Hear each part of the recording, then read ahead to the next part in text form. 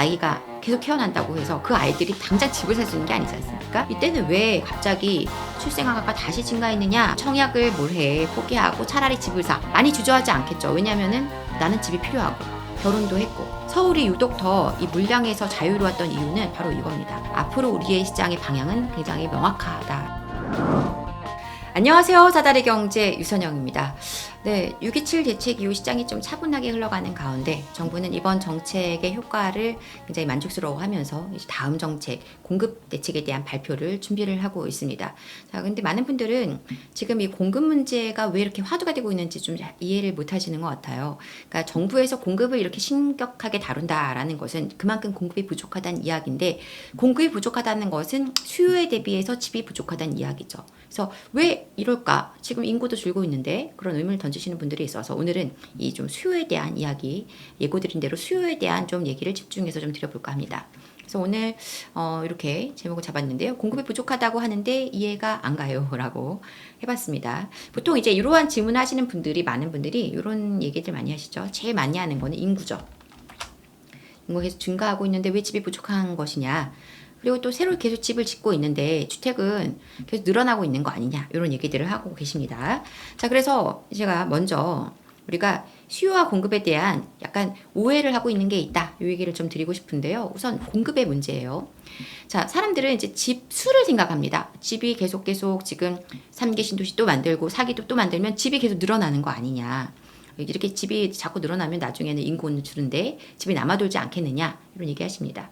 자, 아주 장기적으로는 모르겠어요. 50년 이후에도 제가 정확하게 지금 얘기하기엔 좀 아직은 시기적으로 이르겠지만 지금 가까운 시간 안에 이 공급의 문제는 굉장히 심각하다. 왜 그런지를 좀 살펴보면은 일단 공급에서 가장 지금 문제는 뭐냐면 살고 싶은 집이 없다는 거죠. 살고 싶은 집이 없다는 거예요. 즉 좋은 입지에, 그러니까 내가 좀 거주하고 싶은 입지에, 그리고 또 좋은 상품성, 좋은 연식의 아파트, 깨끗한 신축 아파트, 이런 게 부족하다라는 얘기죠. 그래서 지금 뭐 3기 신도시도 아직 진행이 굉장히 더디게 가고 있는 상황인데요. 이 사실은 집을 짓는다, 택지를 개발해서 쉽게 집을 늘릴 수 있는 신도시 같은 경우에는 서울 핵심지에는 할 수가 없죠. 왜냐하면 땅이 남아도는 땅이 없기 때문에. 그래서 결국은 서울의 외곽, 수도권의 외곽 지역에 새로 택지 개발을 해서 집을 지어야 됩니다. 시간이 좀 뭐 약간 걸리더라도 이거는 그냥 진행을 하면 할 수 있는 것인데, 문제는 뭐냐면 여기에는 어떤 교통 여건, 교통의 환경들이 아직 갖춰지지 않았고 인프라가 부족하다는 겁니다. 그래서 사람들이 가서 집은 지어져 있는데 어떤 교통은 안 따라주는 곳들이 굉장히 많죠. 그런 곳들은 사실은 서울로의 핵심지로의 출퇴근이 힘든 문제들이 발생을 하고, 이러다 보니까 상품성은 좋은데 입지가 부족해요. 그럼 또 입지가 좋은 곳들은, 서울의 핵심 지역들을 보면은 지금 빈 땅들이 없죠. 그래서 빈 땅이 없기 때문에 뭘 해야 되냐면 기존에 있던 낡은 가구, 다가구 주택, 빌라, 이런 것들, 뭐 반지하 주택이라든가 이런 것들을 다 헐고 30년 된, 30년 넘어가는 아파트들을 새로 재건축하는 정비 사업을 통해서 주택을 공급을 할 수 있습니다. 근데 이 정비 사업은 과거 문재인 정부, 그리고 서울시장, 박원순 전 시장의 경우 이러한 정비사업의 진행을 굉장히 많이 막았단 말이죠. 그러다 보니까 정비사업 진행도 더뎠고, 현재로서는 또 공사비 문제라든가 각종 이슈들로 인해서 재건축 사업 진행이, 재개발 사업이 잘 진행이 안 됐던 문제들이 있었어요. 더군다나 거기에다가 최근에 6.27 대책에서는 이런 정비사업장들이 관리 처분인가 아직 안 났다면은 어떤 이주비 대출이라든가 잔금 대출에 대한 제한이 또 걸려버립니다. 그러니까 속도를 당겨줘야 되는데 거기에 대한 제한을 걸어버리다 보니까 빨리 갈 수 없는 구조이다 보니 공급이 사실상 쉽지 않다. 그리고 이 공급의 문제가 또 하나가 뭐냐면, 살고 싶은 집이라는 그 집에 있어서 서울에 지금 많은 아파트들이 있지만 5채 중에 1채는 이 전국적으로 30년이 넘은 주택이라는 거예요. 그리고 지금 이 전체적으로 보더라도 한 60% 가까운 주택이 20년이 넘은 주택입니다.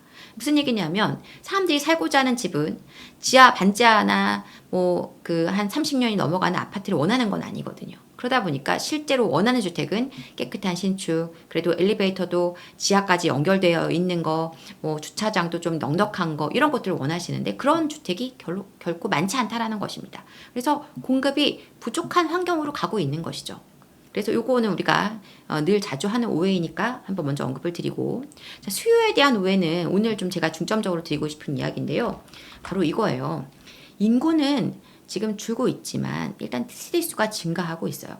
세대수가 증가한다는 게 단순히 1, 2인 가구 이제 고령 노인분들의 주거지가 늘어가고 있는 것이냐, 꼭 그렇게 볼 수 없다. 왜 그러냐면 요겁니다. 구매력이 있는 수요가 중요한 것입니다. 즉 인구수가 증가해도 예를 들어서 갓난 아이가 계속 태어난다고 해서 그 아이들이 당장 집을 살 수 있는 게 아니지 않습니까? 결국은 현재 이 인구 비중 중에서 집을 구매할 수 있는 능력 있는 사람이 어느 정도 있냐가 중요한 것이에요. 이 구매력 있는 수요층이 굉장히 비중이 높아질 때 집에 대한 매수세가 강해질 수밖에 없는 것입니다. 그래서 그 부분이 지금 굉장히 중요하고, 오늘은 이 구매력 있는 수요라는 부분에서 좀 방점을 찝어서 말씀을 드리고 싶은데요. 가구 수도 증가하고 있습니다. 그러니까 1, 2인 가구, 분화되는 1, 2인 가구들이 늘어나고 있으니까, 그런데 그 부분에서도 또 기여하고 있는 부분 중에 하나가 이 구매력 있는 수요층이라는 겁니다. 집을 살 수 있는 능력 있는 사람들이 지금 늘어나는 시점이라는 거예요. 왜 그런지 좀 그 데이터를 통해서 보여드려 보겠습니다.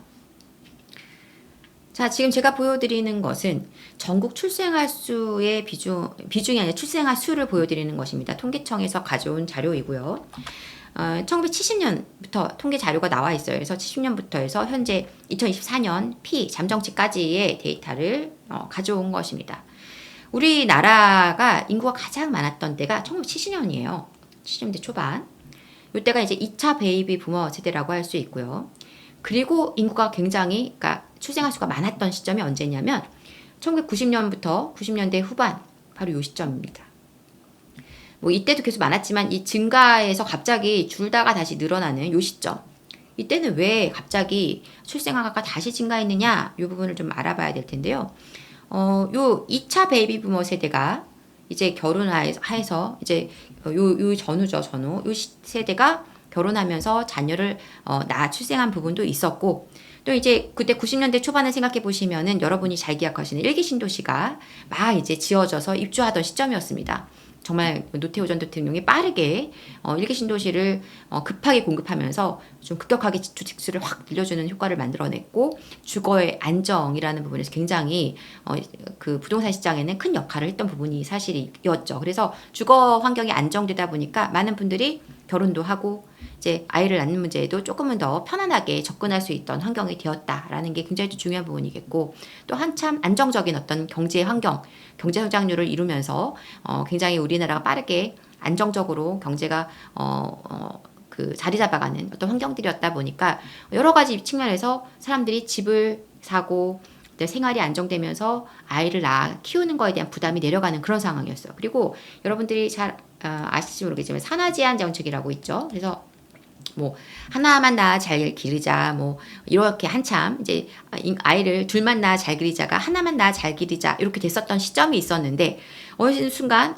인구가 지금 굉장히 안정적으로 지금 줄었으니 이제는 이거 하지 맙시다가 이 90년대 중반에 산하 제한 정책이 폐지가 됩니다. 그러면서 아이를 낳아서 키우는 환경들이 조금 더 편안해진 환경들이 되었어요. 그래서 그 즈음에 굉장히 많은 자녀들을 출산하는 상황이 돼서 출생아가 늘어나는 이런 상황이 됐었습니다. 자, 그래서 이런 환경 속에서 그때 인구가 증가했고, 지금 이제 90년이고 2030년, 2020년이죠. 2020년에서 2030년. 이 시점 도래하면서 이분들이 어떻게 돼요? 30년이 됩니다. 이제 30년에 접어들면서 그야말로 적극적으로 일할 수 있는 시점에 도래하는 것입니다. 그래서 이분들이 이제 결혼도 하고 자녀도 낳아야 되는 그 시점이 지금 우리가 만나고 있는 시점인 것입니다. 그래서 최근에 출생아 수도 늘어나고 있고 혼인 수도 증가하고 있는 모습을 우리가 만나게 되는 이유가 바로 이러한 전체적인 틀에서 보면 이러한 또 이유가 있다라는 것입니다. 그래서 요거를 제가 이제 최근에 그 혼인 증가율을 좀 같이 그 그래프를 가져와 봤는데요. 이렇게 됩니다. 요 그래프는 혼인 증가율이에요. 혼인 건수 추이. 그러니까 혼인 건수를 그래프로 그린 것인데요. 증가율이 아니고 혼인 건수인데 90년대부터 보시면 요때 마침 그 출생아가 증가하는 그 시점에서 혼인도 증가했던 거를 확인할 수가 있고요. 그리고 좀 그래프를 좀 다시 잘 보면은 여기 주황색으로 이렇게 끝에가 올라가는 걸 볼 수 있죠. 이 시점에서 태어난 많은 아이들이 이제 성인이 돼서 혼인의 어떤 혼인율도 올라가는 모습을 확인할 수 있는 것입니다. 이런 여러 가지 우리가 전체 인구의 어떤 흐름을 통해서도 우리 시장에 대한 이해를 할 수 있어요.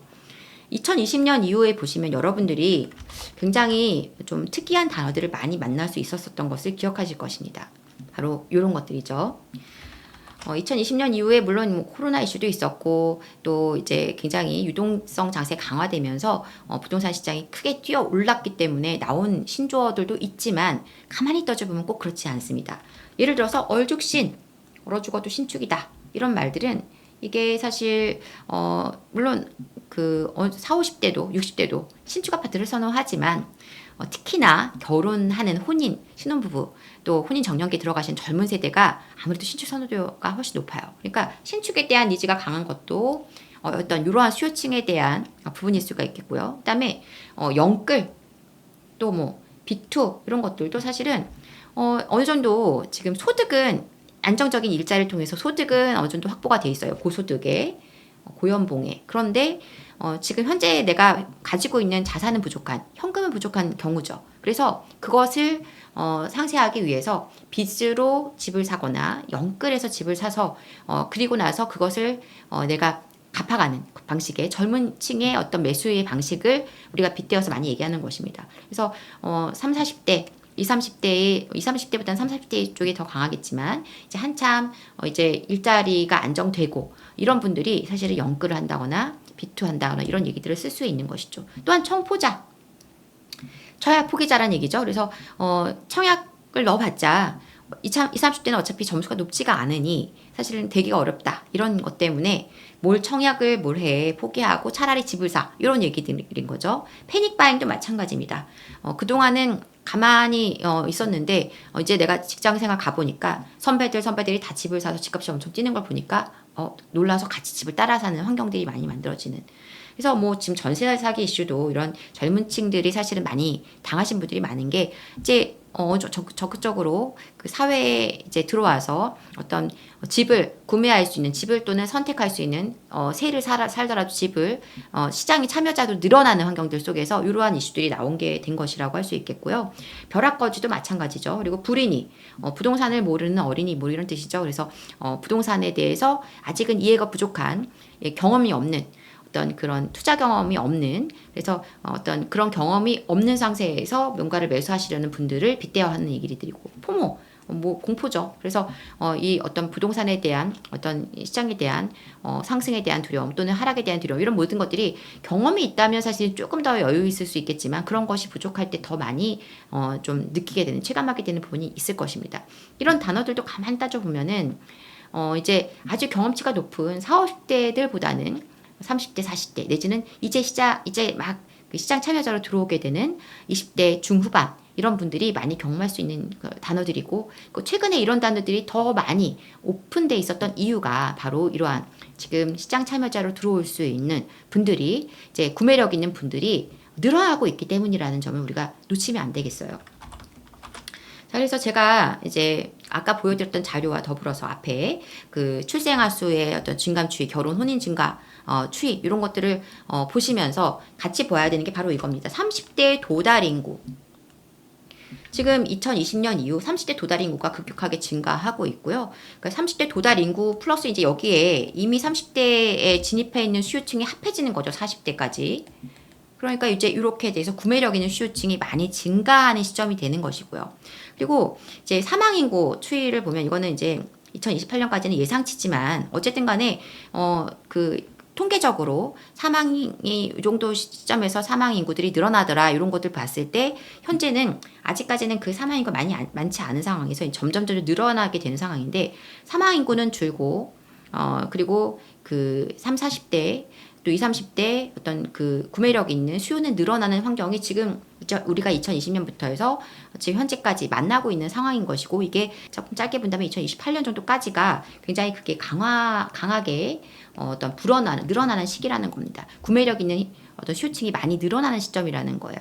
그래서 그런 분들이 지금 집을 필요로 하고 있고 시장의 분위기가 받쳐지고 가격이 올라갈 환경이라고 느낀다면 많이 주저하지 않겠죠. 왜냐하면은 나는 집이 필요하고 결혼도 했고 또 이 수요층이 또 이동합니다. 왜냐하면 결혼을 했을 때는 그냥 둘이서만 살 수 있는 20평 작은 집이라도 만족도가 높은데 이제 한 5, 6년 살다 보니까 자녀들이 태어나게 되고 이렇게 되면 또 좀 더 편안한 집, 넓은 집, 좀 더 주거 여건, 교육 여건까지 감안한 집으로의 이동을 또 고려해야 돼서 또 한 번 갈아타기를 하세요. 그래서 이제 어느 정도 경험이 있는 그 경험을 바탕으로 해서 다시 갈아타기를 할 수 있는 상황이 또 됩니다. 그래서 갈아타기 수요가 늘어나는 상황이 오는 것이고요. 그런 것들이 지금 우리 시장에서 일어나고 있는 일들이에요. 그래서 수요가 지금 오히려 증가하는 힘소가 안에 있는 환경이라는 점을 우리가 기억을 하실 필요가 있겠고 이제 또 다른 자료를 보시면 이런 거죠. 인구와 가구의 추이 보면 인구수는 분명히 감소하고 있지만 가구수는 지속적으로 증가하고 있고 지금 2025년이 아니라 2030년 그 이후까지도 완만한 증가세는 계속될 것으로 보입니다. 아마 2040년 정도가 되어야 가구수도 조금씩 이제 좀 줄어드는 추세로 갈 수 있을 텐데요. 뭐 길게는 2050년까지 증가할 거라고 보는 자료도 있습니다. 근데 가구수가 줄어든다고 해도 중요한 것은 사람들이 선호하는 입지는 그 수요가 계속 유입이 될 가능성이 높다라는 거예요. 그래서 가구수는 증가하고 집을 사고자 하는 수요는 지금 한참 힘이 좋은 2020년 말까지는 제가 볼 때는 굉장히 이 부동산 시장의 힘이 좋을 수밖에 없다라는 얘기를 드리고 싶은 것입니다. 실질적으로 우리가 최근에 보면 뭐 영끌 쪽에 돌아왔다, 첫 주택 매수가 급증을 했다, 교육에 대한 기대 갖고 있는 분들이 강남 진입이 많다. 지금 최근에 강남 진입하시는 분들은 소득 수준이 굉장히 높아야 됩니다. 서초구가 지금 거래량이 많이 줄었는데요. 대출을 막았기 때문에 이게 감소할 수밖에 없는 경우예요. 왜냐하면 이제 30대 한 초중반에 들어오면서 이제 조금 소득이 올라가서 안정적으로 좀 대출을 받아서라도 핵심지의 집을 사시려고 하는 분들이 있는데 그분들의 매수해야 할 수 있는 어떤 힘인 대출을 막아버렸기 때문에 움직이기가 되게 어려운 환경이 되어 있는 것입니다. 이게 바로 30대층의 수요층이 움직이기 때문에 지금 강남권에 지금 진입이 유독 많아지고 그 힘이 세진 이유도 그런 것에서 찾을 수가 있고요. 이게 지금 2025년 상반기 그 연령별 비중을 보면은 30대와 40대 비중이 압도적으로 높은 걸 볼 수 있는데 이분들이 어떤 분들이겠냐 어느 정도 학습 경험이 있는 분들 부동산 시장에 경험이 있는 분들의 이동과 더불어서 신규 매입 수요가 같이 어우러지는 환경이었다는 것을 우리가 이해할 수가 있죠. 그래서 지금 시장은 탄탄한 수요층이 구매력 있는 어떤 능력이 있는 수요층이 굉장히 많이 지금 대기하고 있는 상황이고 이 상황 속에서 시장의 어떤 공급은 굉장히 부족한 상황이라는 점으로 인해서 시장의 상승은 나올 수밖에 없는 구조라는 것입니다. 지금 서울, 경기, 인천 입주 물량을 잠깐 보시면은요, 2025년 요 시점입니다. 이후에 공급이 굉장히 부족한 환경인 걸 알 수 있습니다. 사실 이때까지는 특히나 인천 같은 경우에는 물량이 좀 많았었고 서울도 작년 말부터 해서 올림픽파크 포레온, 울파포의 입주 물량 그리고 상반기에 많은 물량이 있었지만 비교적 물량이 많다라는 것을 느끼지 못할 만큼 서울은 잘 버텨줬고 인천은 좀 이제 그동안 쌓여있던 물량들이 있었기 때문에 조금 더 어려움을 겪고 있어요. 서울이 유독 더 이 물량에서 자유로웠던 이유는 바로 이겁니다. 그 전에 2020년 이후에 공급이 너무 없었던 거예요. 공급이 너무 없었다가 지금 단기에 잠깐 반짝 이문이나 울파포나 또 하반기에 들어오는 뭐 잠실 쪽 물량이라고 해도 이미 우리가 반 이상을 2025년을 지나온 상태고요. 앞으로 이 물량이 지금도 없고 앞으로도 없을 겁니다.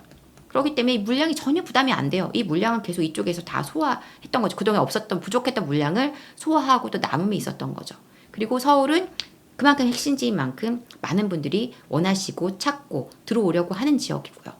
아까 말씀드린 대로 지금 도시의 어떤 사람들이 집중화되는 현상은 앞으로도 계속 강화될 것이고 전 지금 국민의 92%가 도시에 살고 있어요. 그만큼 도시의 유입은 앞으로도 강화될 것입니다. 근데 그 도시가 공급하기 굉장히 어려운 환경이라는 겁니다. 그러면 이런 환경 속에서 과연 원하는 공급은 안 되고 있고 수요는 계속해서 늘어난다면 어떤 현상이 벌어질 것이냐. 지금 이 시장은 탄탄하게 주택을 매수할 수 있는 어떤 구매력 있는 수요층, 시장 참여자들이 늘어나는 환경입니다.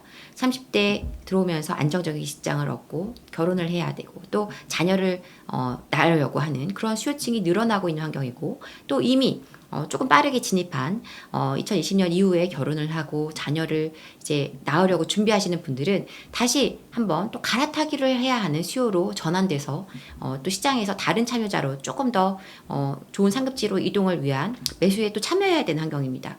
그렇다 보니까 지금 이 시장이 조금 시장의 환경이 안정적이다, 상승으로 갈 수밖에 없다, 공급이 부족하다라는 것들이 확인되는 시점이라면 매수자들이 고민하지 않고 집을 살 수밖에 없는 그런 구조적인 환경이 되어 있다라는 것입니다.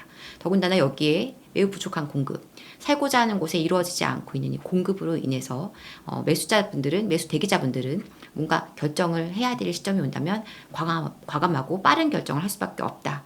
이런 시장 참여자들이 늘어나는 구조 속에서 공급이 부족한 환경이라면 앞으로 우리의 시장의 방향은 굉장히 명확하다라는 것이죠. 그래서 단기에 지금 여러 가지 규제로 인해서 잠깐 시장이 차분하게 흘러가고 있지만 벌써 7월 말 이후에 조금씩 어떤 매수의 환경이 조금 바뀌어가고 있다. 이런 소식들이 들려오고 있고요. 급한 매물들, 좀 선 매수를 해서 빠르게 처분해야 되는 물건들 또는 여러 가지 사정으로 인해서 좀 물건을 정리하실 분들이 갈아타기를 위해서 내 집을 팔고 상급지 이동을 빠르게 가실 분들이 지금 약간 가격을 조정해서 물건들 내놓으면서 이런 물건들은 거의 굉장히 빠르게 하루 이틀 안에 또는 그냥 오전 반나절만 해도 정리가 되고 있는 환경들이 확인이 되고 있습니다. 이런 환경이라면 조금만 이런 우리가 지금 이 시장에 대한 어떤 상승에 대한 기조가 명확하다라는 것이 인식되는 시점, 심리적으로 조금 더 다시 이제는 발을 다시 들여놔야겠다, 이제는 결정해야겠다라는 수요층의 이동이 나오게 되면 시장은 다시 움직이게 될 것입니다. 공급 대책이 나오겠지만 과연 이 시장에 충격은 줄 수 있을지 몰라도 과연 그게 실질적으로 빠르게 이루어질 수 있는 공급인가, 현실적인 공급 대책인가, 그리고 이것이 여야 합의를 빠르게 도출할 수 있는 문제인가, 이런 것들이 명확하지 않다면 처음에는 혹할 수 있지만 뒤에 가서 실망하는 수요층이 빠른 어떤 방향 결정을 하게 되실 거고요. 시장의 큰 틀의 방향성은 이미 정해져 있다. 적어도 2028년 이전까지 우리는 안정적인 상승의 시장을 계속 볼 것입니다. 중간에 약간씩 차분하게 흘러가는 장세를 만나더라도 그 상승의 힘이 지금 내려갈 수 없는 구조라는 점을 말씀드리고 싶습니다. 그래서 우리가 너무 지금 현재 상황에 집중하시기보다는 좀 큰 방향 안에서 좀 더 넓고 깊게 시장을 바라보시면서 대응해 나가셨으면 좋겠다, 이런 말씀을 드립니다. 다음 시간에는 조금 더 구체적이고 실질적인 이야기들로 또 여러분과 만나도록 하겠습니다. 지금까지 사다리 경제 유선영이었습니다. 여러분을 늘 응원합니다. 감사합니다.